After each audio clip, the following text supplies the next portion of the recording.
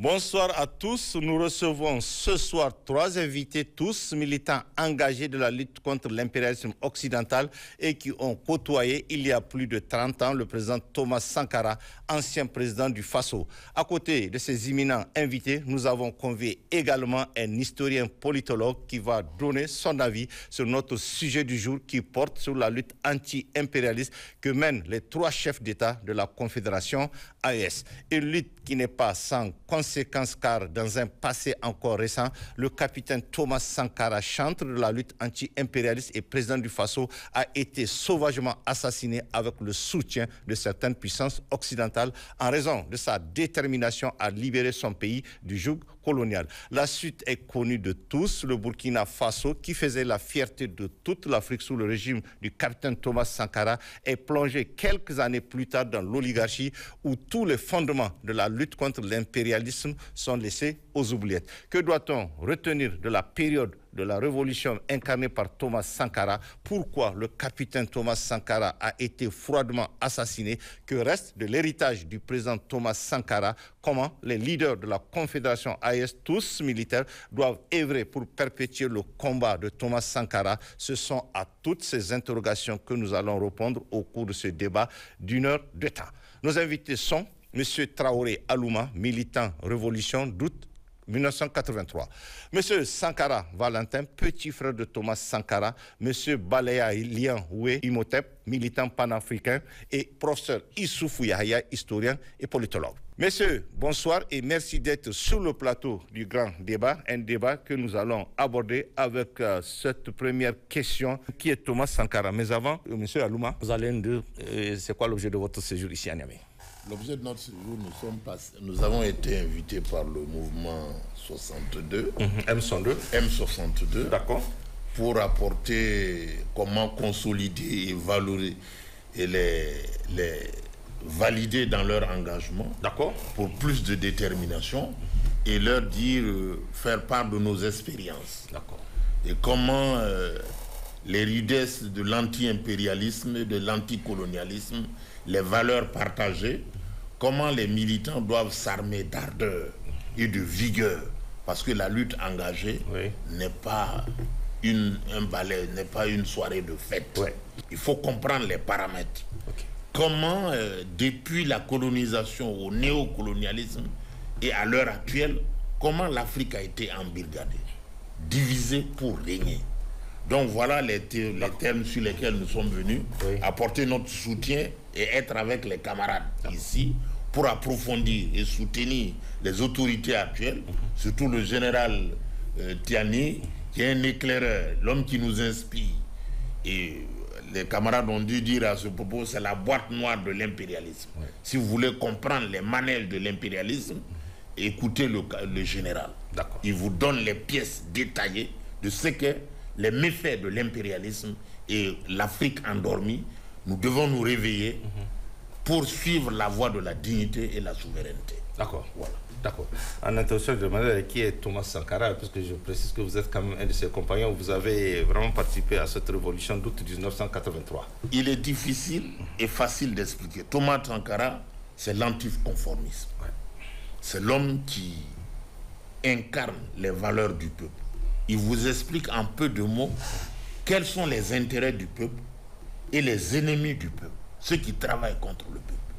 Et en le faisant, il met à rude épreuve les intérêts de l'impérialisme, particulièrement français en Afrique. Il décrit le mode de domination. Il faut changer l'ordre des choses. Donc voilà Thomas Sankara, le précurseur. Il a tout expliqué, la rédemption du peuple. Il parle du peuple au quotidien, les souffrances du peuple, comment les souverainetés doivent revenir, la souveraineté alimentaire, l'indépendance économique, et compter sur nous-mêmes pour nous développer. Personne ne viendra nous développer à notre place. Voilà en peu de mots ce qu'est Thomas Sankara. La simplicité, l'ardeur, le courage et l'audace. Merci. Monsieur Sankara Valentin, bonsoir. Bonsoir. Bienvenue sur le plateau du grand débat, qui est Thomas Sankara, qui est votre frère. Oui. Parce que vous êtes son frère cadet, je précise. Exact. D'accord. Thomas Sankara est le grand frère. Ça veut dire que Thomas Sankara est l'aîné des garçons. Thomas a 3 petits frères, 2 grandes sœurs et 4 petites sœurs. Voilà comment est composée la famille. D'accord. Alors, Thomas, moi, mon objet de visite au Niger, son vivant, il parlait beaucoup du Niger. Du Niger. Et notamment avec son ami et frère Senou Kouché. Oui. Ah oui, c'était son frère. D'accord. Donc, j'ai dit, moi, je ne connais pas le Niger. Oui. Tellement il a parlé de Niger que j'ai dit, le jour où l'occasion se présenter, je vais quand même... Et aujourd'hui, vous êtes au Niger. Voilà, oui. D'accord. Voilà. D'accord. C'est bon? Oui. Merci. Monsieur Bayala, bonsoir. Et bienvenue sur le plateau de Qu'est-ce que vous allez ajouter à Inquiet Thomas Sankara? Alors, je dirais d'abord que tout l'honneur revient au peuple nigérien qui a su puiser dans son patrimoine historique des figures fortes comme Dan Kassa, Kourandaga, Sarawounia, qui a été l'une des actrices qui a préparé la défaite de la colonne Valéry Chalon à Maïdirgui. Et je pense depuis maintenant 3 ans, je m'intéresse au Niger dans le cadre d'une étude doctorale que je conduis sur la contribution de l'histoire et du patrimoine culturel à la libération du peuple.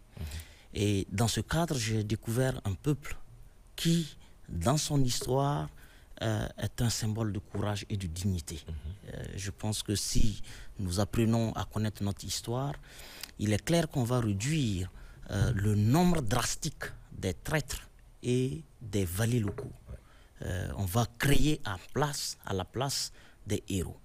C'est aussi pour moi l'occasion de rendre hommage au combat d'un homme qui est le ministre de l'Industrie et du Commerce en ce moment, avec qui nous avons lancé le comité international du mémorial Thomas Sankara en 2016.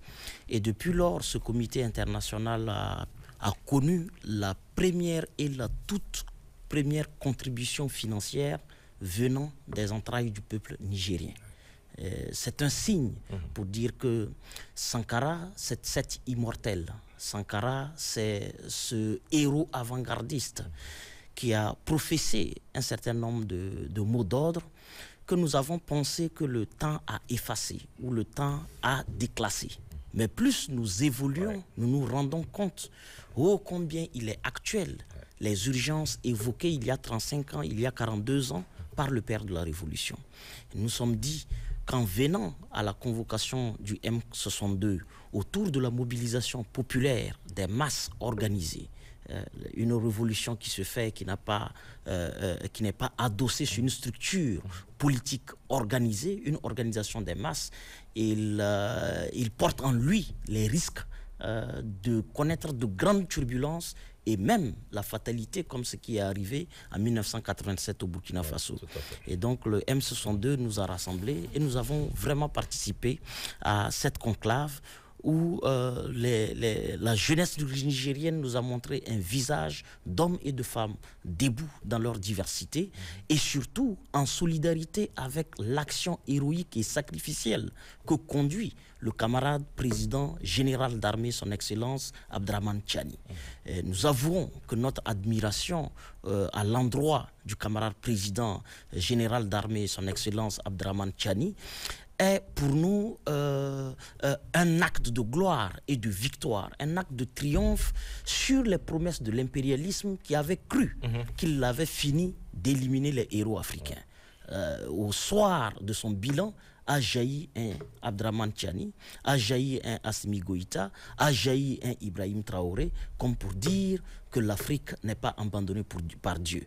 Et je pense que c'est une forme de renaissance de la vision de Thomas Sankara, parce qu'il avait professé tuer Sankara, des milliers de Sankara naîtront. Aujourd'hui, ils sont nés, ils sont parmi les masses populaires, mais ils sont avec beaucoup de chance dans les palais présidentiels. Et nous espérons qu'ils vont contaminer aussi la Côte d'Ivoire, le Bénin et bien d'autres pays. Pourquoi pas? D'accord. Mais merci, M. Baïla. Professeur Issoufou, bonsoir. Et bienvenue aussi sur le plateau. Vous avez écouté ce que les uns et les autres ont dit sur ce plateau. Alors, qui est Thomas Sankara pour vous? très belle question. Je suis très honoré de me retrouver en face de la famille de l'illustre président Thomas Sankara, de son compagnon, de quelqu'un aussi qui participe à cette émancipation de l'Afrique. Je me dois tout d'abord de louer le courage des Burkinabés et des Maliens, donc nos frères qui sont venus à notre rescousse à un moment où notre existence même était menacée. Je pense qu'on ne l'oubliera jamais. Ceci dit, parler de Thomas Sankara face à ceux qui l'ont véritablement connu n'est pas une chose aisée. Ce que je pourrais dire, c'est quelqu'un qui était vraiment en avance sur son temps. Ouais. C'est un visionnaire. C'est un homme charismatique qui a voué sa vie à son peuple et à l'Afrique. Et en tant que Sahéliens, nous avons hérité du combat de Thomas Sankara et de tous ceux qui s'identifiaient à lui. Alors, qu'est-ce qui peut être identifié à Thomas Sankara? C'est l'anti-impérialisme. Ouais. On vit présentement cet anti-impérialisme. C'est le panafricanisme, le fait que les trois pays déjà liés par une géographie et une histoire commune se soient retrouvés autour d'une confédération. L'AES. Voilà, au sein de l'AES. Thomas Sankara, c'est aussi le frère d'armes de ceux qui dirigent cette AES.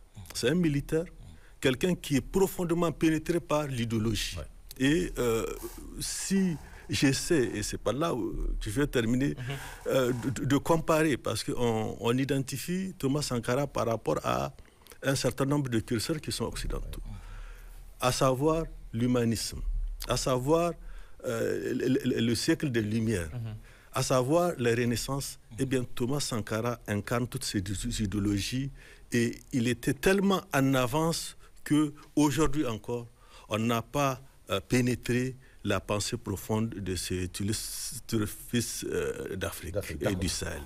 Merci professeur Issou. Merci. On va avancer. Quelle a été l'œuvre et la contribution de Thomas Sankara dans la lutte anti-impérialiste? Monsieur Alouma.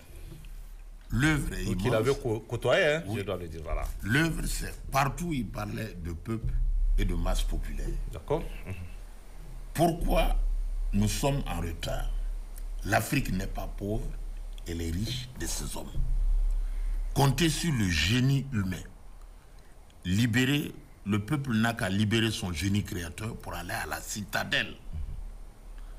En comptant sur le génie du peuple vient à bout de tout. Ouais. Pour citer un exemple, les peuples conscients et déterminés ne sauraient confier leur destinée à la défense d'un corps futile de l'armée. Donc, ils voyaient le peuple militant. Tout le monde est militaire. Ouais. La guerre populaire généralisée. D'accord. Parce que l'impérialisme, c'est celui-là qui ne laisse aucun répit. Il n'a peur que d'une seule bombe, le peuple organisé. Et il ne s'attaque jamais au peuple organisé. Donc, Thomas Sankara a mis en œuvre le peuple, de compter sur lui-même, la prise de conscience. Le civil est un militaire en vacances et le militaire, c'est le civil armé. Donc il faut armer le peuple, conscientiser le peuple, faire mûrir, mobiliser le peuple derrière ses intérêts. La prise de conscience. Les ressources sont à vous, la matière est à vous, mettez-vous au travail. Voilà, et l'émancipation de la femme. Tous les secteurs, toutes les grandes réformes au Burkina, le peuple doit se faire confiance. Les autres l'ont fait ailleurs, et pourquoi pas nous? Non, c'est juste. Il a mis donc le peuple au centre de toutes ses préoccupations. Et le peuple a répondu. Malheureusement, l'impérialisme a vu en Thomas une menace grave. En ce qu'il faisait prendre conscience à tout le peuple africain, le discours qui n'était pas servi, la déconstruction du colonialisme et de l'impérialisme. Le néocolonialisme et l'impérialisme, c'est notre mode de vie. Revenez à vous-même.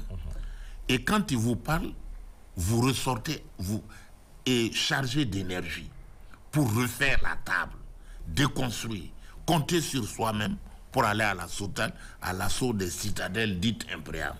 L'information qu'on vous donne, elle est dénaturée. il faut disséquer l'information. Bien sûr. Savoir où sont les intérêts du peuple, où sont vos intérêts, et nous sommes dominés. Sortons de la domination, nous pouvons nous en sortir. C'est inadmissible que nous vivons sur un continent de ressources et à la face du monde, nous sommes des mendiants. C'est pas normal. Et ce sont ces contradictions que Thomas a révélées à la face du monde. Les déshérités, les laissés pour compte, il les reprend en compte dans son discours. Et le décrit est mobilisateur. Voilà pourquoi il a été fait homme du peuple et a porté toute une série de réformes. Tout ce que nous avons aujourd'hui au Burkina, et le capitaine Ibrahim Traoré marche dans les pas de Thomas Sankara, dans la déconstruction. D'accord. Merci, M. Adouma. M. Valentin, qu'est-ce que vous allez ajouter sur l'œuvre et la contribution de Thomas Sankara dans la lutte anti-impérialiste? Vous avez suivi, parce que vous étiez à côté de lui aussi. Oui, moi je parlerai de Thomas en tant que frère. En tant que frère. Voilà, de la famille. Et il faut dire que Thomas, il est... C'est-à-dire que les parents nous ont éduqués sur l'intégrité et la droiture, mais pour Thomas, c'est supérieur, c'est bien développé. Ouais. Donc, je peux vous donner beaucoup d'anecdotes. Ça veut dire que Thomas, avant qu'il soit président, il avait demandé des plantes pour le reboisement au village à Tema. Nous sommes de Tema, ça c'est vers Yako. Et il a confié ce projet-là à un oncle. Alors, et il a demandé des plantes, des vivres, Catwell. Je ne sais pas si vous avez ça ici. Les vivres qu'on donne dans les cantines scolaires. Bien sûr. Voilà. Donc, il a reçu les vivres, il a stocké ça dans la cour à la maison. Et il était question de cheminer tout ça au village. C'est ça.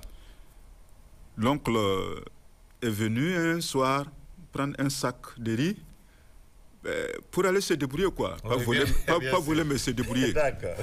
Malchance, Thomas est arrivé, pape. Et il l'a surpris. Ce jour-là, mon vieux, ça n'a pas marché pour ce monsieur. Ouais. Ah non. C'est destiné pour le village, c'est pour le village. Même un grain de riz là. Ouais. Non, ne quitte pas ici. Ne reste pas ici. Ouais. Le temps pété. Et puis le monsieur a remis le sac de riz.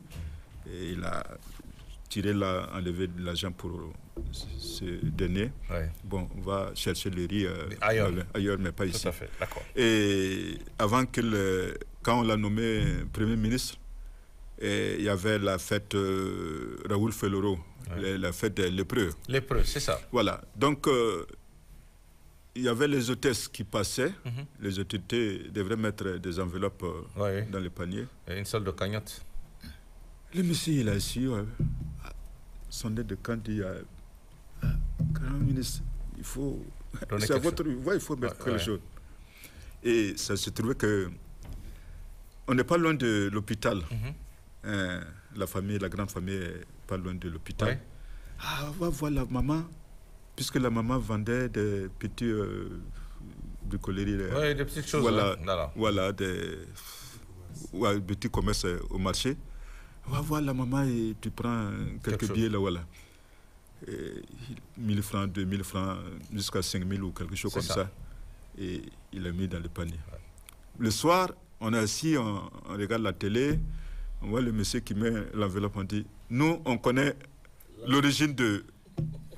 C'est la maman qui t'a sauvé. Et on s'est mis à... Oui, pour dire que Thomas, il est vraiment simple. Voilà, il n'est pas... Intègre. Et moi, ma première fois de mettre pied au palais, à la présidence, c'était à midi. Le papa m'a envoyé une commission.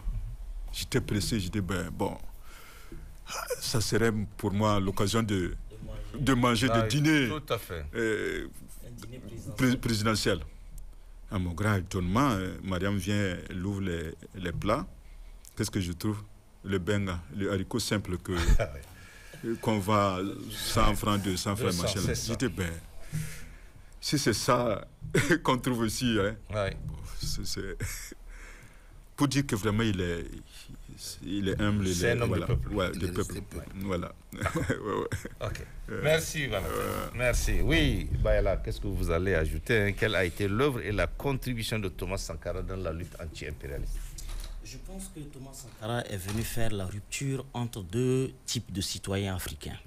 Le premier, c'est les citoyens africains qui ne rêvent que par le narratif du bourreau, qui ne vivent et n'agissent au quotidien que par une sorte d'ordre que le colon lui donne à travers l'école, à travers tout le moule qu'il a mis en place, à travers le cinéma et tout. C'est ça.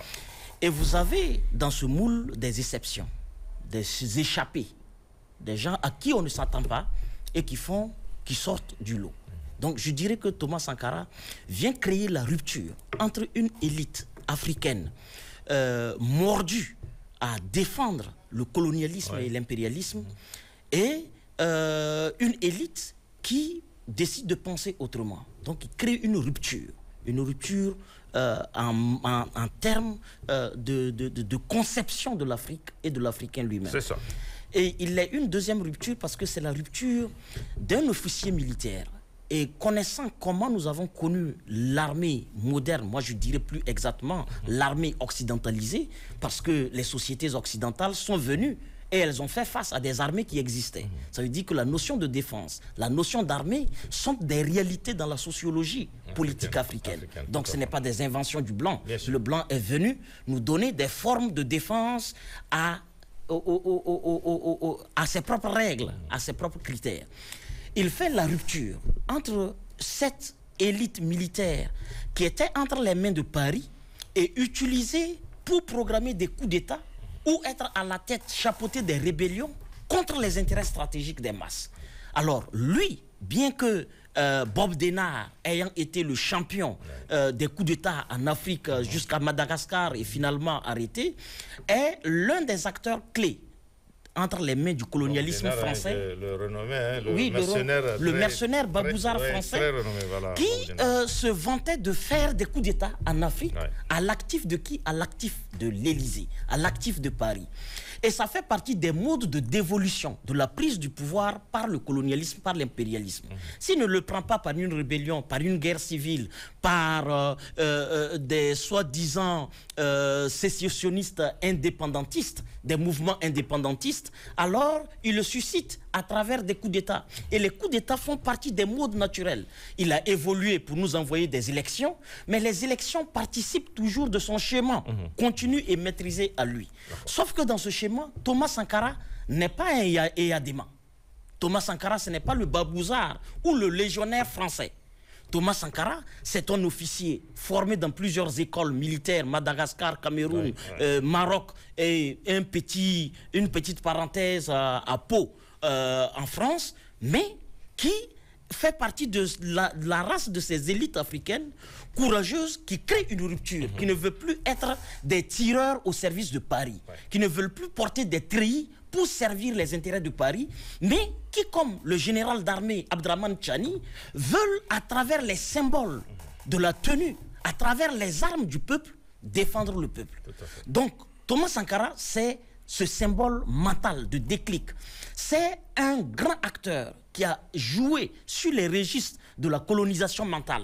Il a dit qu'il y a urgence à décoloniser les mentalités parce que nous avons une ressource humaine africaine qui est sous l'emprise du colonialisme et qui ne jure que par les recettes du colonialisme. Quand vous dites à un jeune africain, vous dites dans certains endroits à un ministre africain, à un président africain, qu'il est possible de travailler et de tracer nos propres voies, alors il vous se demande, vous venez d'où? Et c'est pourquoi on a tué Sankara et c'est pourquoi on continue de douter de la dynamique au Niger, au Mali et au Burkina Faso, parce que l'Africain n'a pas appris à concevoir la route de son bien-être lui-même. Le FMI, la Banque mondiale, lui crée des recettes précuites de développement et on lui remet à travers des enveloppes. Et lui, il doit prendre ça pour mettre en œuvre. Thomas Sankara a démystifié l'impérialisme international à travers ses agences et ses succursales. Ces succursales qu'il utilise jusqu'à l'aide, où il dit qu'il faut que nous passons de l'aide qui nous maintient dans l'aide à une aide qui nous aide à nous dépasser de l'aide elle-même. Donc je dirais que Thomas Sankara a eu un programme clé. Remettre l'homme africain au centre de ses propres besoins. Faire du jeune africain, du jeune nigérien, du jeune haïtien l'acteur et le maçon de son bien-être. Lui sortir les clichés d'un développeur qui existerait et qui viendrait d'ailleurs pour créer les routes, pour créer l'hygiène dans le quartier, pour le défendre. Et je pense que quand on regarde l'ensemble de ces chantiers, il était encore une sorte d'épopée ou de mythe quand on parlait d'Africains qui devaient manger à sa faim, ne pas attendre des sacs de riz ou des cargos venant d'outre-mer. Et en 4 ans, il a pu tracer le chemin et montrer que par nos mains, on peut faire des choses. Tout ce qui est imaginable par l'esprit de l'homme étant réalisable par l'homme lui-même, Thomas Sankara a redonné confiance à l'homme décolonisé africain. D'accord. Merci, Bayala. Merci. Professeur Youssouf, qu'est-ce que vous allez ajouter? Quelle a été l'œuvre et la contribution de Thomas Sankara dans la lutte anti-impérialiste? Thomas Sankara, d'abord, c'est un homme d'État. Un homme d'État. C'est un leader et un homme du peuple. C'est surtout cette fierté sahélienne, cette fierté africaine, qui a compris très tôt les différents mécanismes d'asservissement. Si les autres se sont développés, en particulier ceux qui ont connu la colonisation occidentale et qui sont libérés, en particulier les Asiatiques, c'est qu'ils ont puisé dans leur histoire, dans leurs valeurs culturelles et culturelles. Tout ce que l'Africain n'a pas fait. Thomas Sankara a compris cela assez tôt. Il a imprimé cette marche d'abord à son peuple, le peuple burkinabé, qui aujourd'hui encore a cette fierté à mettre en avant. Thomas Sankara est aussi, comme ça a été dit, féministe avant l'heure. C'est quelqu'un qui avait une compréhension profonde et intelligente de sa société et de son évolution, et qui a placé l'homme au cœur de la société et de sa transformation. Les pays asiatiques, nombre d'entre eux, ils ont quoi comme ressources? Oui, ils ont quoi comme ressources? Le Japon a quoi comme ressources? Il a le japonais, par sa formation et ses valeurs culturelles et culturelles, donc, à même de lui permettre de transformer un environnement hostile en quelque chose de positif. Tout ce qui a manqué aux Africains, c'est cela. C'est l'amour de l'autre. On a divisé les Africains pour pas grand-chose, pour des plumes d'autruche, pour de l'alcool, pour des miroirs. Et c'est l'Afrique qui a construit le monde. Tout ce dont les Européens sont fiers aujourd'hui, si il n'est pas le produit de l'esclavage et des différentes traites, eh bien, il est le produit du néocolonialisme. C'est ça. Les Occidentaux n'ont pas de richesse, mais ils ont mis en place un système pour exploiter les richesses des Africains. Et aujourd'hui, on a toujours les terrorismes, les bandits armés et autres. Ce sont des instruments fabriqués, par moments mis en latence et activés le moment opportun. C'est ça. C'est ce qui se passe, et Thomas Sankara, malheureusement, il a payé de sa vie cet engagement. Mais ce qu'il a semé, je pense que des siècles encore, on parlera de Thomas Sankara. Regardez certains chefs d'État en Afrique aujourd'hui qui ont 40 ans, 30 ans, 20 ans au pouvoir. C'est ça. Pourquoi une telle longévité? C'est parce qu'ils sont au service du maître. Thomas Sankara, en 4 ans, il a changé l'image du Sahélien. Il a donné l'image d'un homme fier, ancré dans la tradition africaine, profondément africain et proche de son peuple. Je pense qu'on a énormément à nous inspirer du sankarisme, de cette idéologie qui est à milieu de tout ce qu'on voit dans nos différentes écoles, des idéologies qui ont juste été intellectualisées, vendues et sinon offertes à certains dirigeants juste pour justifier leur mandat. Sinon, on doit beaucoup s'inspirer de l'œuvre et de la vie du Thomas Sankara, parce que c'est quelque chose de différent à beaucoup d'égards pour le Sahélien et pour l'Africain en général. D'accord. Merci, professeur. On va continuer. Hein. Peut-on affirmer aujourd'hui que les 3 chefs d'État de l'AES sont sous le pas de Thomas Sankara ou pas, M. Alouma? C'est la fierté, parce que comme le camarade Bayala le disait tout de suite, finissez avec Thomas, beaucoup de Thomas naîtront. Oui, beaucoup de Thomas naîtront.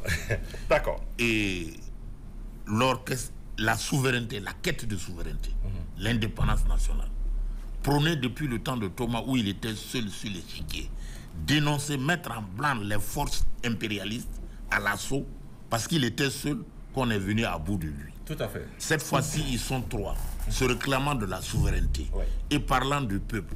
Et dénonçant les structures sous-régionales qui sont, comme le camarade professeur venait de le dire, qui sont les instruments de domination. Vous avez vu l'UEMOA, au sein de l'UEMOA, on ne parle que des intérêts. Comment soumettre l'Afrique par le CFA enchaîné davantage. Maintenant, les 3 États AES disent nous voulons la souveraineté économique. Que les ressources qui sont de chez nous soient gérées et pensées par les autochtones. Le génie créateur du peuple. Donc, les 3 États marchent pour la quête de la souveraineté vraie. Que le Sahélien réfléchisse et soit l'artisan et l'écrivain de son bonheur. C'est lui qui dit, en fonction de ses réalités, où il veut aller et comment il doit aller. Ce n'est plus penser de l'extérieur pour lui. Donc, je pense que les 3 États sont en phase avec les 3 chefs d'État sont en phase avec leur peuple. D'accord. Ils parlent de peuple. Ils sont sur le pas de Thomas Sankara, je veux dire. Exactement, ils sont sur le pas, la quête de la souveraineté. La souveraineté sous toutes ses moutures. Souveraineté économique, souveraineté alimentaire et dignité du peuple, sur la quête de la dignité. Et donc, c'est ça qui fait la cohésion de ces 3 États. Voilà où ça devient difficile. Donc, le colonialisme, ils veulent recoloniser le Sahel, ils veulent tuer le Sahel, ils veulent le Sahel sans les Sahéliens. Voilà où Thomas inspire les générations, les 3 chefs d'État en AES. Thomas est un socle, un bouclier pour la prise en compte des peuples d'eux-mêmes. Les peuples assument leur destin. La valorisation de tous les secteurs de l'économie. Au moins, le Sahélien pense par lui-même. Il ne pense pas par la tête de quelqu'un. Et ça, l'impérialisme ne peut pas tolérer ça. D'accord. Merci, M. Alouma. M. Valentin, qu'est-ce que vous avez dit? Peut-on affirmer aujourd'hui que les 3 chefs d'État là sont sur le pas de votre frère Thomas Sankara? Oui, alors moi, c'est un honneur et un privilège d'être là au Niger. La raison de ma visite au Niger, c'est que je vois au leader général Tchami, le général l'armée, en train de prendre le pas de Thomas. Et là, ça fait de ça, M. Valentin? Oui, voilà. Ça guérit la grande plaie que nous avons. Et l'assassinat de Thomas Sankara. Oui, en même temps, quand on le regarde, on voit Thomas. Oui. Vous vous retrouvez, hein? Voilà, on retrouve un Thomas. Vraiment, c'est un privilège pour moi d'être là. Et je vais vous dire que après le 15 octobre, on a été beaucoup traumatisés. La famille a été traumatisée. Oui. Donc, on était vraiment abandonnés. Voilà. Et avec les 3 chefs d'État. Oui, qui sont arrivés après. Vraiment. Vous êtes soulagés? On est soulagés. On dort tranquillement. D'accord. On souhaite que Dieu les donne longue vie et pour continuer le travail qu'ils ont entamé ensemble. D'accord. Merci, M. Valentin. Merci. M. Bayala, qu'est-ce que vous allez ajouter sur... Est-ce qu'on peut affirmer aujourd'hui que les 3 chefs d'État sont sous le pas de Thomas Sankara?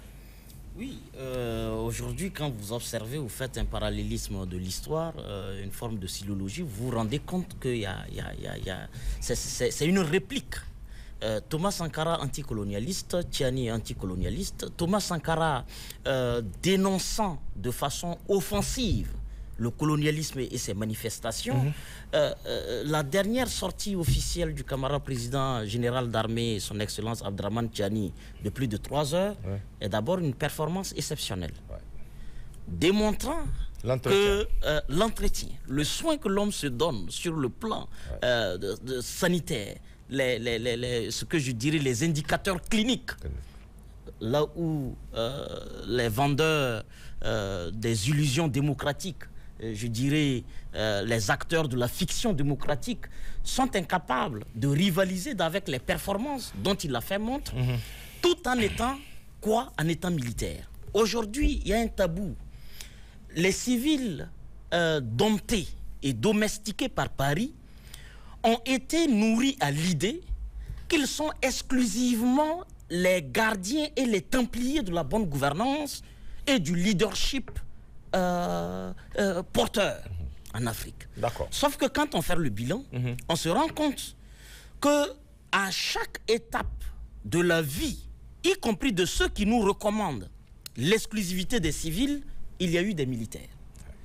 Quand les nations décident de sortir de la distraction et d'assumer les besoins de libération de leur peuple, c'est des hommes militaires, non pas par le fait d'une profession qu'est le militaire, mais bien sûr, par cette profession, on découvre un amour démesuré et pressant de la patrie. Et cet amour de la patrie, autour des symboles incarnés, défendre le drapeau, donner sa vie pour le drapeau, fait que vous ne pouvez pas laisser des aventuriers malmener le drapeau. Ces aventuriers encagoulés dans des statuts de civils et qui se vantent d'avoir toutes les recettes à notre développement. Pour vous, Bala, c'est ce qui s'est passé toutes ces années avant l'arrivée de ces trois militaires à la tête de ces trois pays. C'était le chaos généralisé. Au Mali, au Burkina, au Niger. C'était de l'escroquerie institutionnalisée. Tout ce que nous avons... Vous prenez le mot d'ordre de la bonne gouvernance. Qui dans nos pays sont orchestrateurs de la corruption? Qui sont ceux qui portent atteinte directement au principe de la bonne gouvernance? Ce sont les pays occidentaux. Si ce n'est pas à travers leurs entreprises, c'est à travers leurs ambassades, c'est à travers leurs hommes politiques. Les Guembé, quand on parle de Guembé Mané, aujourd'hui on a Orange Mané, Airtel Mané, mais chez nous, au Burkina Faso, il y a eu une époque où Blaise Compaoré a mis l'argent du peuple burkinabé, l'argent de ses dispensaires, de ses écoles, l'argent de l'eau potable, dans des Guembé pour financer l'élection du bourreau en chef à Paris. Et quand vous documentez tous ces éléments, vous vous rendez compte que ce n'était pas uniquement au Burkina. Qu'est-ce que Laurent Gbagbo a emprisonné illégitimement et illégalement?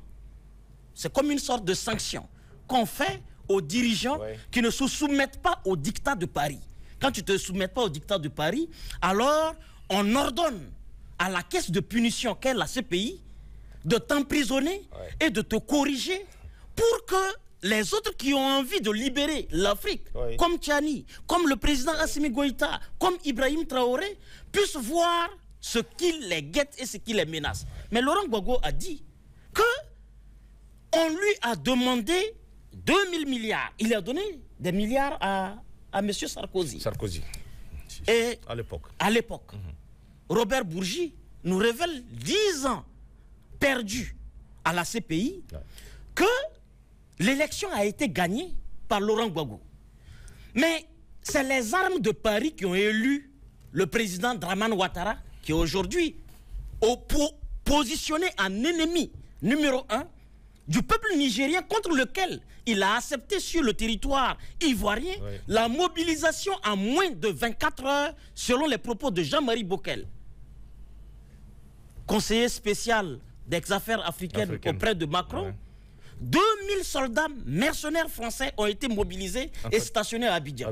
Ouattara a même proposé un bataillon. Sauf que son inculture des questions militaires, des questions de défense, nous montrait à souhait qu'un bataillon, je ne sais pas ce que ça signifie. On n'est pas des spécialistes de la guerre, mais on sait que c'est le propre des grands ignorants, de ceux qui n'ont aucune... 800 hommes. Bon, bref. Mais c'est pour dire que ils viennent démystifier ces trois leaders à travers le jalon tracé par Thomas Sankara, qui montre que le militaire, quand on fait la comptabilité des acteurs qui ont propulsé l'Afrique, qui ont révolutionné ces segments et redonné la dignité au peuple, alors on retrouve des militaires. Et c'est pourquoi nous disons que dans notre histoire politique, le pan le plus important qu'on peut capitaliser comme symbole de dignité, de fierté retrouvée, c'était tenu par un militaire. Et aujourd'hui, nous nous réconcilions avec ça. Grâce à qui? Grâce encore à des militaires. Là où les civils ont échoué. Chez nous, c'est au minimum les 27 ans de Blaise Compaoré, plus les 8 ans ou les 6 ans de Roch-Marc Christian Kaboré, plus le hasard de Damiba qui a heureusement duré 8 mois. Mais quand on comptabilise ça, on était dans des errements. Je ne suis pas en train de dire que les militaires sont systématiquement tous des patriotes. D'ailleurs, ceux qui veulent faire des coups d'État au camarade président Abdraman Tchani, général d'armée, ce sont des militaires. Parmi les têtes qui sont recrutés, il y a des civils et il y a des militaires. Donc, on peut retrouver parmi les civils des patriotes, mais pour le moment, notre cartographie des hommes politiques ayant audacieusement défendu les intérêts de l'Afrique, en dehors de Lumumba, en dehors de Kwame Nkrumah, en dehors de Sékou Touré, on ne peut que être obligé de regarder dans les treillis et d'avoir la modestie, de reconnaître que ce sont des hommes qui ont de la valeur et qui aujourd'hui sont en train, ils nous ont libérés sur le plan de la défense. Qui aurait cru un seul instant qu'on pourrait se débarrasser des mercenaires français positionnés dans nos pays, des mercenaires américains positionnés dans nos pays en vue d'une recolonisation militaire de nos territoires. Mais par leur courage, et c'était ce qui caractérisait Sankara, le caractère décomplexé de démystifier le mythe colonial, tuer le mythe colonial, l'abattre. Et comme il le disait, l'impérialisme, pour le rompre, on ne vient pas avec une lamelle, on vient avec une hache. Mais on s'assure que la hache est très bien limée et elle est tenue par l'un de nos vaillants citoyens les plus solides et qu'il tranche d'un coup sec et radical le cordon ombilical. C'est ce qu'ils ont fait. Avoir le courage de dire à Orano et à tous ces exploitants, à tous ces négriers qui assombrissaient Niamey pour éclairer Paris, que bon, c'est fini. Les gens pensaient que c'est un mythe, c'est une réalité heureuse que nous vivons. D'accord. Merci Baïla, vraiment merci pour ces mots. Merci. Professeur Issoufou, qu'est-ce que vous allez ajouter? Est-ce que les trois chefs d'État là sont sur le pas de Thomas Sankara, selon votre propre analyse? Très bonne question aussi. Mais je vais nuancer. Quel est l'héritage aujourd'hui qu'on peut mettre en avant de l'illustre Thomas Sankara? C'est d'abord un homme courageux, très courageux. Un leader, comme je l'ai dit, quelqu'un qui donne l'exemple lui-même, la pédagogie de l'exemple. C'est un anti-impérialiste. Alors, sur ce plan, il y a un héritage du président Thomas Sankara qui est là. Toutes les sociétés occidentales qui avaient pignon sur rue, qui exploitaient gravement ces pays, ont plié bagage. Tous les accords d'asservissement, entre autres, ont été dénoncés. Tout à fait. La présence massive des militaires occidentaux a pris fin. Sur ce plan, on a une lueur d'espoir sur le grand chemin qui mène à l'héritage de Thomas Sankara. Mais Thomas Sankara, c'est aussi, et je suis très heureux de parler en face de ceux qui ont vécu cette révolution. C'est d'abord un révolutionnaire. C'est quelqu'un qui a changé de manière structurelle la société burkinabé par la mise en place d'un certain nombre d'institutions. C'est vrai que les époques ne sont pas les mêmes. Un tribunal révolutionnaire aujourd'hui ou populaire serait diversement apprécié. Ah oui, bien sûr. Et donc, il y a des réalités qui sont là, qui ne peuvent pas être juxtaposées. Mais Thomas Sankara, c'est aussi cette justice sociale qui semble manquer par moments, même au niveau de nos différents États aujourd'hui. C'est la justice, tout court. C'est l'exemple par le chef lui-même. Alors, moi, j'apprécie beaucoup les différents pas qui sont faits dans le cadre de la mise en place de la Confédération. On aurait pu aller beaucoup plus vite, mais sans doute on va sûrement. Mais l'élément de fond qui manque, c'est cette autonomie financière. On ne se développera jamais avec la monnaie d'autrui. Et aujourd'hui, qu'est-ce qui fait tache d'huile, qu'est-ce qui fait tache noire? C'est le comportement de certains pays frères africains. Le Burkina, aujourd'hui, doit assumer des responsabilités au sein de l'UEMOA. C'est le Sénégal qui donne un là. C'est la Côte d'Ivoire qui brandit un peu les mâchoires. C'est le Bénin. Mais qu'est-ce que ces pays gagnent avec ce comportement? Thomas Sankara était très proche de l'ancien de feu le président Kounché, qui était militaire, qui était nationaliste et qui incarnait aussi cette tradition africaine. Et cette même fibre patriotique de Thomas Sankara, moi je l'ai vu à travers le général Barré, qui est anti-impérialiste et qui a cassé l'embargo imposé injustement à la Libye. Alors, Thomas Sankara a épousé des causes, il est internationaliste, des causes tiers-mondistes. Il a voyagé pour dénoncer. Et je pense que l'époque n'est pas la même. Tout à fait. Mais il y a tout cela qui caractérise Thomas Sankara. Je pense que là où il y a une petite dissemblance entre nos chefs d'État et Thomas Sankara, en légère partie, c'est cette capacité de mettre la loi au-dessus de tous. La loi est la même pour tous. Bien sûr. Et que tous ceux qui ont un passif doivent régler leur passif. Voilà, la transparence et surtout, bon, si les militaires français se sont retrouvés chez nous par centaines, par milliers, c'est qu'ils ne sont pas venus tout seuls. Si les sociétés occidentales ont pillé nos pays, c'est qu'il y a des complicités. Et je pense que Thomas Sankara a soldé ce compte, ce passif. Et je pense que même si, puisque on ne peut pas refaire l'histoire, il faut dire la vérité et peut-être les Nigériens ou les Africains vont pardonner et passer à autre chose. Mais tant qu'on n'aura pas exorcisé ce passé, ce que Thomas Sankara a fait pour mettre la balle à terre, pour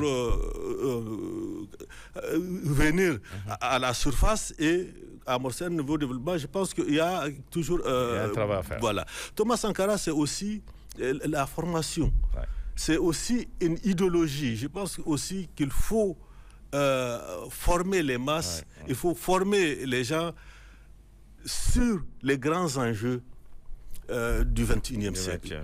Parce que ce Sahel qui est méprisé, qui est négligé, ce Sahel est aujourd'hui au cœur de toute la révolution technologique future. Toutes les ressources du futur, ceux que les Occidentaux ne voulaient pas qu'on sache, qu'ils ont laissé pour les générations, leurs générations futures, eh bien aujourd'hui, presque tout le monde le sait, eh bien il faut sécuriser durablement les ressources africaines et faire en sorte qu'elles profitent d'abord aux Africains en étant transformés avant de prendre d'autres chemins.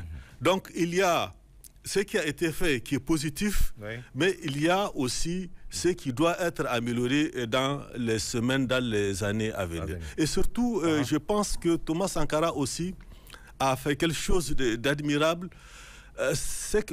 Quand on parle de Thomas Sankara, on ne dit pas c'est un Moussi, c'est un ceci, c'est Thomas Sankara. Tout le monde s'identifie à Thomas Sankara parce qu'il est un citoyen au service de son peuple. Je pense que cette image doit aussi être incarnée par nos différents chefs. D'accord. Merci, professeur. On va avancer avant dernière question pour finir.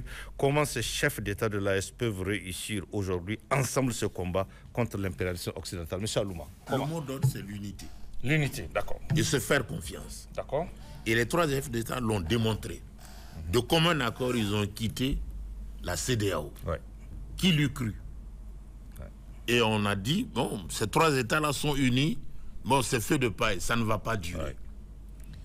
Et ils ont cheminé ensemble, ils ont créé les États de la fédération du Liptako-Gourma. Les mêmes réalités. Ils souffrent du même mal, la recolonisation du Sahel. Ils se sont mis ensemble, former une armée commune, partager les informations, faire en sorte que l'AES soit un territoire unique. Les 3 armées peuvent intervenir partout. Bien sûr. Et la dernière en date, c'est l'UEMOA, à Lomé. Ils ont fait corps, les 3 États ont fait corps. Preuve que l'unité est de mise. Ils ne peuvent pas réussir seuls.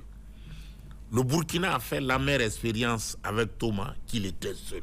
Cette fois-ci, ils sont 3. L'unité est obligatoire. Et les pays-là sont attendus.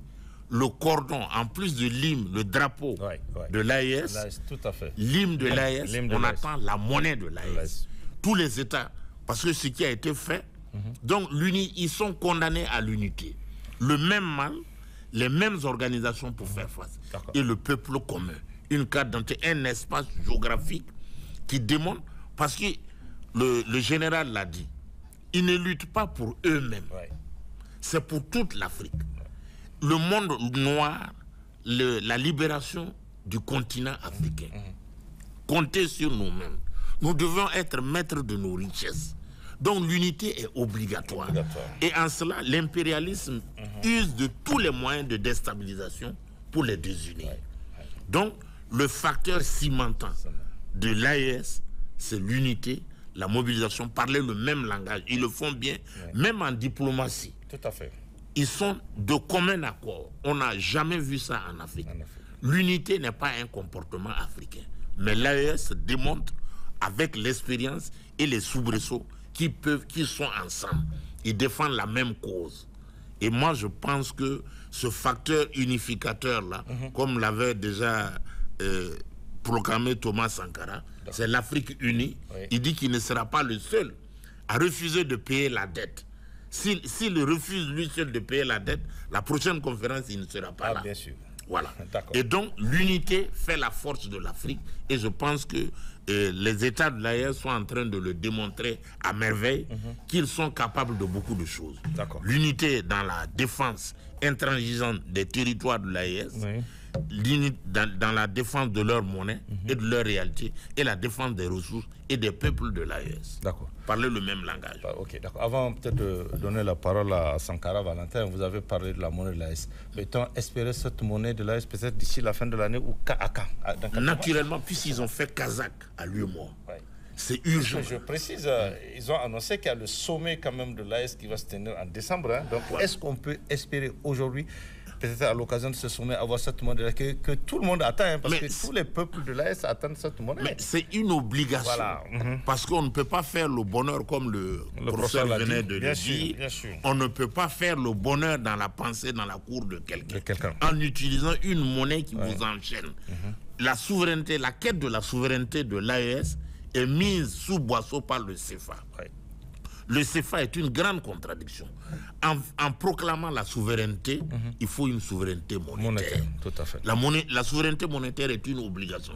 Et je pense que les 3 chefs d'État en sont conscients.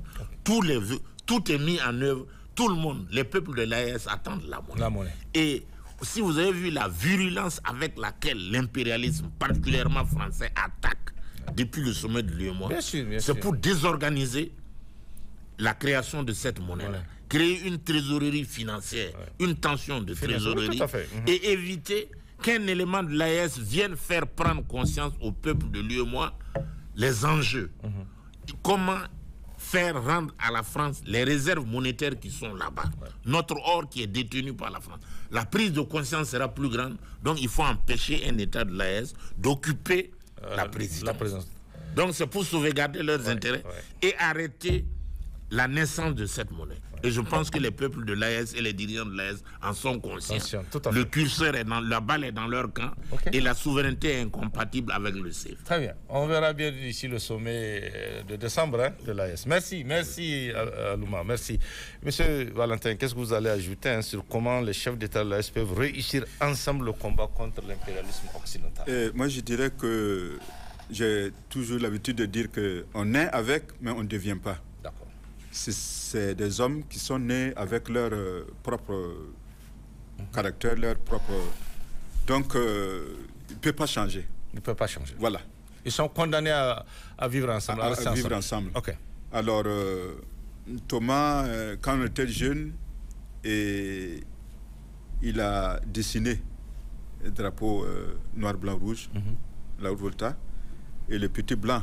À l'époque, les blancs commandaient nos parents, puisque le papa est gendarme infirmier, qu'on avait affecté à Gawa. Gawa, c'est sud-ouest de Burkina. Et Thomas, s'amusant, il a dessiné, il a cherché une feuille là, et une tige fixée là. Et le petit blanc aussi a fait pour lui bleu, blanc, rouge. Et puis le petit blanc est venu arracher le noir, blanc, rouge. Et Thomas l'a poursuivi, aller tabasser. Ah oui. Corriger l'impérialisme. Déjà, hein? Oui, déjà. Ouais. Et ça a failli être... il avait quel âge à l'époque? Il avait quoi? Il était CM1, CM2, primaire. Déjà? Oui. Ouais. Et ça a failli être un problème. On voulait sanctionner le papa à cause de ça. Les gendarmes disent que si jamais on met la main sur le papa, eh ben, tous ses camarades gendarmes, bien sûr, voilà, ils vont se... rebeller. Hein? Ouais, il a vu que ce problème-là, c'est pas mes affaires. Il a laissé tomber. Il a laissé tomber. D'accord. Pour dire qu'on est avec, mais on ne devient pas. On ne devient pas. Je dirais qu'on est 10 de même père, de même mère, mais personne n'a le courage de Thomas. Ouais. Il est audacieux. Ouais. Et quelqu'un qui voit un danger... Et qui fonce. Et qui fonce. Ouais. Il faut oser. Il a tutoyé la mort. On dit, attention, il y a un danger. Il dit non. D'accord.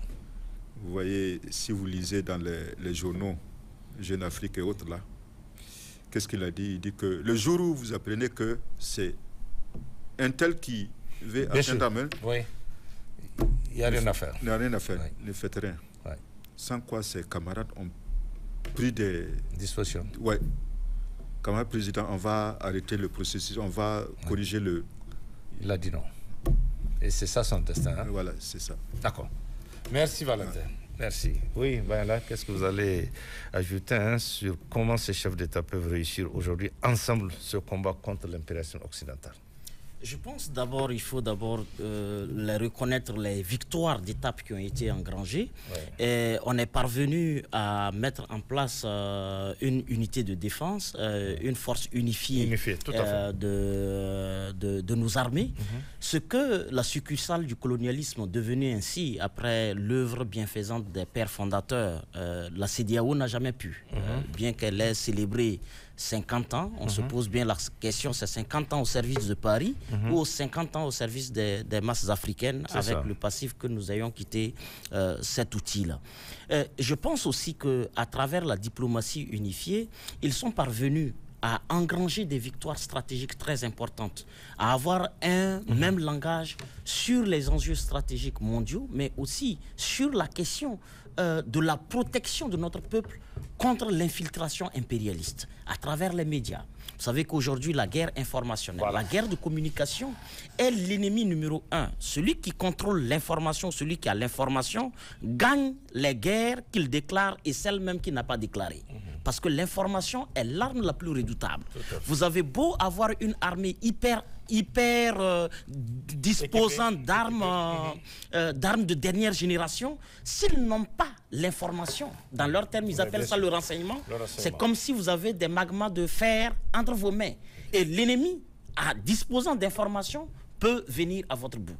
Aujourd'hui, il nous est livré une guerre informationnelle face à laquelle il y a des mesures qui sont déjà prises, mais face à laquelle nous devons davantage densifier notre action, parce que le terrorisme qu'exerce RFI, Radio France d'intoxication, qu'exerce Jeune Afrique, les laveurs d'images, qui courent dans les palais présidentiels à coût de 500 milliards par an, pour laver l'image des dictateurs. Ça, regardez, vu, hein, oui, regardez. Et ça, c'est fini aujourd'hui. C'est fini. Ah, c'est fini. C'est fini. Le coup d'État, le deuxième coup d'État constitutionnel que Ouattara vient de faire en annonçant contre ses propres aveux, l'homme africain devient une feuille sans dignité, faille, lorsque tu ne peux plus regarder ta propre parole, au fait tu es un cadavre ambulant. Et aujourd'hui, la Côte d'Ivoire a à sa tête un cadavre ambulant.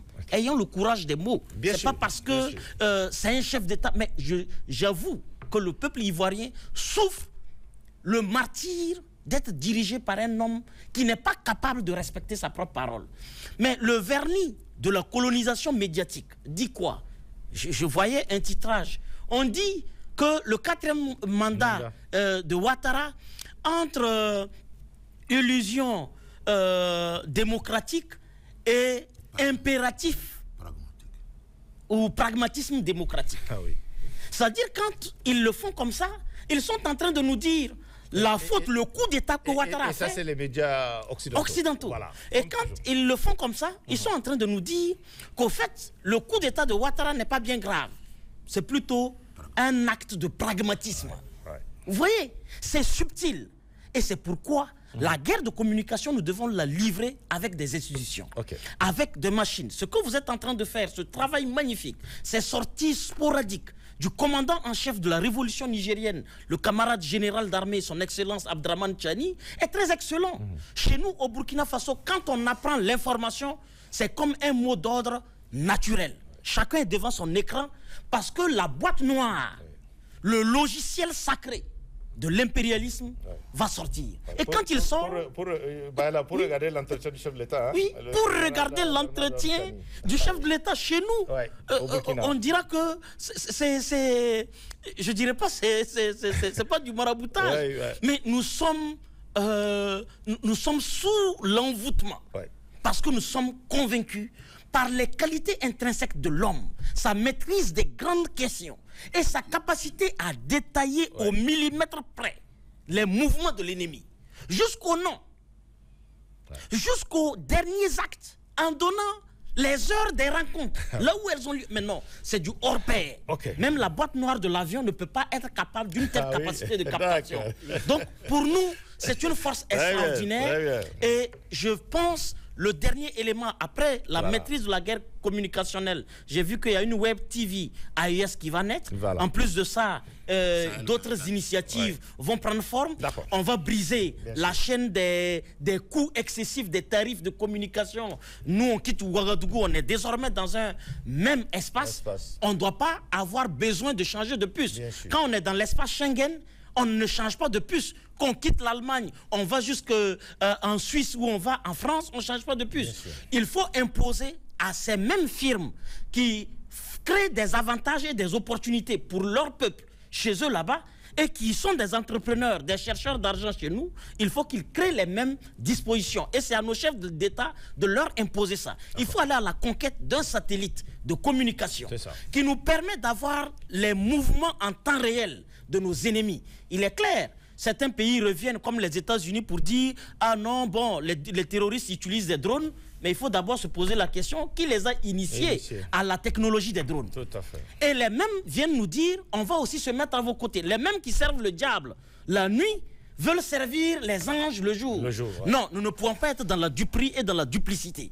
Il faut refuser ces aides intoxiquées et aller avec nos partenaires, comme l'Iran, qui a infligé une raclée militaire à l'envoyé de l'impérialisme en chef qu'est les États-Unis. Sans oublier qu'il a donné une déculottée même au symbole de l'infaillibilité américaine. L'Iran peut nous assister. La Russie peut nous assister. Il faut assumer de façon décomplexée que nous avons changé de partenariat. On est passé des partenariats perdants, gagnants, à désormais des partenariats gagnants-gagnants. Avant, c'est les Occidentaux qui gagnaient et nous, on perdait éternellement. Désormais, on est dans des processus où, avec les Russes, on veut développer l'énergie nucléaire. Est-ce qu'il est sain d'avoir l'uranium au Niger et d'avoir des besoins d'énergie au Niger, au Burkina Faso, au Mali et même pourquoi nous n'allons pas aller au secours du peuple ivoirien qui croupit sous le poids de factures qu'ils ne peuvent plus payer. Donc nous pouvons libérer l'Afrique à partir de l'uranium du Niger. Donc je pense que si nous faisons ce combat et que nous avons ces données, ajouter maintenant à l'organisation de notre peuple. La révolution de 79 des ayatollahs, à la suite des Mohamed, le pouvoir des Shahs, Mohamed Pahlavi, c'est grâce à l'organisation des masses à travers quoi? Ce qu'on appelle les gardiens de la révolution. Cuba, c'était les CDR, les comités de défense de la révolution. Il faut que nous ayons des comités de défense de l'AES au Niger, des comités de défense de l'AES au Mali, des comités de défense de l'AES au Burkina Faso et partout. D'accord. Merci Bala, merci beaucoup. Oui, professeur, qu'est-ce que vous allez ajouter rapidement? On va à la dernière question pour finir. Hein. Alors, il y a... Comment les chefs d'État l'AES peuvent réussir ensemble le combat contre... Voilà, mon frère, le camarade en face a parlé de l'unité, ce qui est vraiment réel. Il faut cette unité. Notre force, c'est cette unité, mais à cette unité, il faut ajouter la solidarité, il faut ajouter la fraternité. D'autant que nous, Nigériens, si nous n'avions pas bénéficié de cette fraternité et de cette solidarité, peut-être aujourd'hui notre pays serait comme la Somalie ou la Libye. Donc il y a ces valeurs fortes africaines qui doivent rester ancrées dans nos mémoires.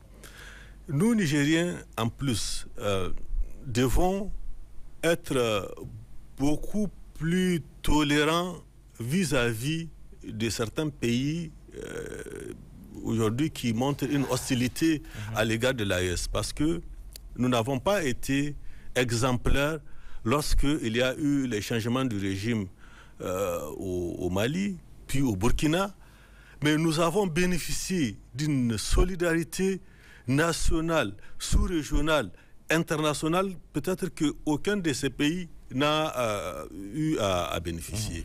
Donc, si aujourd'hui la Côte d'Ivoire joue ce jeu, il faut se dire que c'est un jeu qui est condamné. Si le président Talon, on connaît la chanson, dit bon, je ne vais pas m'accrocher au pouvoir, peut-être au dernier moment il est capable. Mais même si il part, c'est physiquement qu'il part. Il se ferait remplacer par quelqu'un qui va continuer son œuvre. Sûr, hein? Mais un homme du sérail. De la même manière que nos dirigeants antérieurs ont eu à adopter une certaine posture, nous devons comprendre, rester ouvert. L'AES doit rester ouverte au dialogue. Il faut défendre nos intérêts, il faut les chercher où ils sont. Ils peuvent être avec ceux-là qui sont nos ennemis, mais c'est à nous de défendre nos intérêts. C'est à nous aussi de savoir porter le stockade. Donc, il y a un comportement à adopter d'une certaine sagesse africaine, de rester toujours ouvert à l'autre qui est son frère, qui peut toujours, si Talon n'est plus au pouvoir, demain les Béninois vont demander à intégrer l'AES, parce que c'est un cadre naturel, historique, géographique, un cadre naturel qui est là au service de cette Afrique qui veut se libérer. Et les exemples, ils sont là. Jusqu'il y a quelques temps, nos pays ne nous appartenaient plus. Aujourd'hui, on est fiers dans nos pays. Et c'est les autres qui se font tout petits, alors qu'il y a quelque temps, c'est eux qui étaient maîtres chez nous, qui étaient condescendants, donneurs de leçons, maîtres ou maîtresses d'école. Aujourd'hui, les gens essaient même de marcher sur la pointe des pieds pour venir. Quand on nous dit, bon, on va solder la colonisation, les méfaits, etc. Bon, c'est des clins d'œil, mais quasiment inutiles. Donc, il faut que... On a même prévu un débat sur cette question de colonisation, où les gens disent que bon, s'il y a besoin de réparer, on va faire réparation, on va voir... Vous savez combien de milliards l'Allemagne verse chaque année depuis 1945 à Israël. Tous ces pays occidentaux ont légiféré pour préserver Israël. Pourtant, on ne peut pas, loin de moi, de comparer les drames. Un drame reste un drame. Mais ce que l'Afrique a connu avec l'esclavage, les traites, c'est au moins 5 siècles qui ont vu partir des millions et des millions d'Africains qui ont construit toutes les richesses dans ce monde. Okay. Malheureusement, à chaque fois on dit « Ah, l'histoire, l'Afrique n'a pas d'histoire ». Mais c'est l'humanité même, elle est née en Afrique. Comment peut-on être stupide à ce point? Peut-être que nous, Africains, ne faisons pas suffisamment pour promouvoir ce que nous sommes, pour promouvoir les valeurs qui ont été les nôtres, qui aujourd'hui font la fierté de l'AES. Le dernier élément sur lequel on doit réussir, c'est de préserver, c'est d'être conscient des enjeux économiques, des enjeux majeurs, des ressources du futur et les protéger. Que ce soit par les différentes constitutions et surtout faire attention qu'on est dans une marche en équipe. On est dans une marche en équipe. Et pour finir, à mon jeune frère, je pense que tous les pays du monde ont connu des réformes avec justement cette catégorie de civils en uniforme, donc des militaires. C'est ces périodes qui sont importantes dans l'évolution de chacun des pays du monde. Donc c'est des périodes où, en principe, il y a moins de contradictions. Il y a un volontarisme et il y a toujours cette nécessité d'avoir des idées claires, des idées futuristes à mettre en œuvre pour les générations futures. D'accord, merci professeur. On a pratiquement à faire le tour du sujet maintenant. Pour finir, quel sera peut-être votre message, quel sera votre, très rapidement en une phrase. L'AES a un défi. L'AES porte l'avenir du continent. D'accord. Toutes les revendications, toutes les questions posées, les questions de souveraineté, de solidarité, de fraternité. L'homme noir doit montrer à la face du monde de quoi il est capable quant à la prise en compte de soi-même. D'accord. C'est le message comme ça. L'AES est condamné donc à réussir. L'AES est condamné à réussir. Parce qu'il porte l'espoir de tout un continent. Merci beaucoup. Et M. Valentin, quel sera votre message rapidement? Bon, moi, c'est une joie d'être là. Oui. Et de voir que, comme disait mon frère, mon grand frère Thomas Sankara, tu es Sankara d'être des milliers de Sankara. Et aujourd'hui, c'est fait. C'est fait. Ça, c'est la première des choses. Secondo, Thomas n'est plus, mais il y a un Thomas qui est venu au Burkina, Ibrahim Traoré. Il a presque le même, même âge, même grade. C'est comme si c'est Sankara qui est revenu, qui est ressuscité.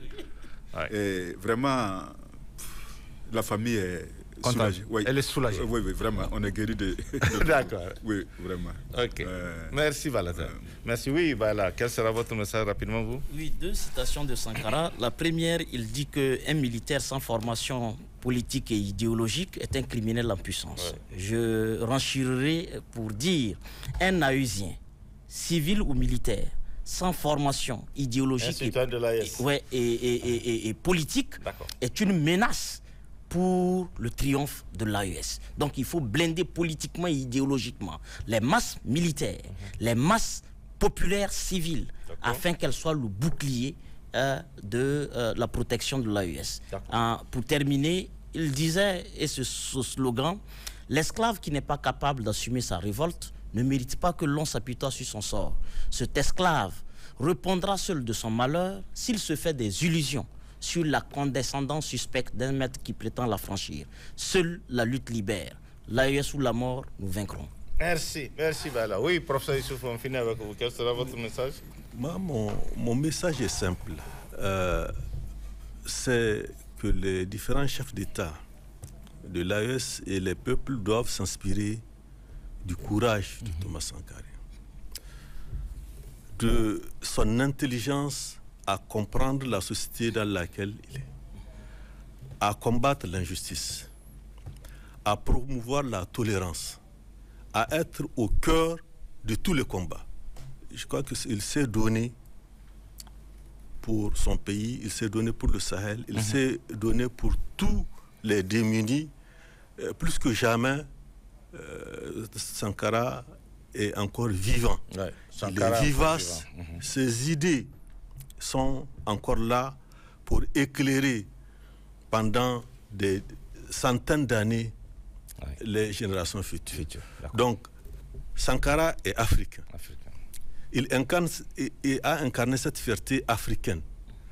Il faut bien que nos différents États de l'AES prennent en compte les enjeux et s'inspirer de la manière dont un homme seul a su mener le combat contre une idéologie dominante, contre des carnassiers, jusqu'à faire triompher aux Nations Unies, dans presque tous les espaces où il a arpenté, triomphé son idéologie et parler d'une Afrique asservie par des chaînes, heureusement aujourd'hui, qui sont brisées. Ok. Merci, professeur, vraiment pour votre contribution et votre éclairage au cours de ce débat. Parce que vous avez dit quelque chose de très important. Certes que le combat de Sankara est là que tout le monde a vu. Ces chefs d'État, en tout cas, pour un certain moment, sont sur la ligne, sont sur les pas. Même si vous avez dit aussi que beaucoup reste à faire pour que l'œuvre de Sankara soit totalement comprise et bien nullée dans l'espace AES. Et je pense que ce message-là va passer au niveau de ces chefs d'État qui croient à ce qu'ils sont en fait, qui savent que seuls ils ne peuvent rien faire, mais à trois quand même, ils peuvent faire beaucoup de choses et ils ont accepté en tout cas de prendre la destinée de ces trois pays. Merci vraiment, merci. Monsieur Baïla, merci infiniment pour votre contribution. Les jeunes ont pris aussi le flambeau de cette lutte anti-impérialiste avec tout ce que vous avez développé sur ce plateau qui fait énormément plaisir. On a vu que les jeunes ont compris et je pense que cette sensibilisation, c'est à vous de le faire au niveau de cette jeunesse pour qu'elle comprenne ce que c'est que l'AES et pour que l'AES puisse vraiment réussir ce combat que nous tous nous attendons. Vraiment merci. Merci Alouma aussi vraiment pour votre contribution très importante à ce débat et tout ce que vous avez développé sur le plateau. Merci. On attend cette monnaie de l'AES, vous l'avez dit, parce que la souveraineté commence par... c'est bon de faire partir les forces étrangères, c'est bon de récupérer la gestion des ressources naturelles, mais c'est bon aussi d'avoir cette monnaie de l'AES pour finaliser, pour boucler la boucle comme on dit. Et je pense qu'avec cette monnaie de l'AES, les choses vont aller. Et on espère que le sommet de décembre que nous tous nous attendons, que cette monnaie verra le jour. On ne sait pas, mais on va voir. Même peut-être avant. Merci. Merci. Monsieur Valentin, merci pour votre témoignage sur votre frère. On a vu vraiment un homme intègre, un homme courageux. Vous l'avez dit, qu'il n'a pas de peur. Et c'est ça qu'il faut pour l'Afrique. Parce qu'avoir peur aujourd'hui, ça ne sert à rien. Quand on croit à quelque chose, il faut aller jusqu'au bout. Puisque de toutes les façons, la vie, elle est là. Vous savez, il y a des risques à prendre. Et Thomas Sankara a pris ses risques. Il est parti, mais aujourd'hui, son héritage est là, que nous tous nous saluons et que nous sommes fiers de ce qu'il a fait. Et je pense que ça va servir d'exemple à ces trois chefs d'État qui sont dans cette dynamique. C'est difficile, mais il faut aller jusqu'au bout. Et les risques, il faut aller les prendre. Parce qu'il faut prendre. La vie, c'est comme ça. Il faut prendre. Vraiment, merci à tous pour vraiment votre contribution. On va s'arrêter là, en espérant se retrouver une prochaine fois, ou ici à Niamey, ou à Bamako, ou à Ouaga. Voilà, puisqu'on est tous ensemble aujourd'hui, on est des frères. Merci à tous. On est dans le même bateau. Merci à tous. Voilà, on va s'arrêter là. Merci.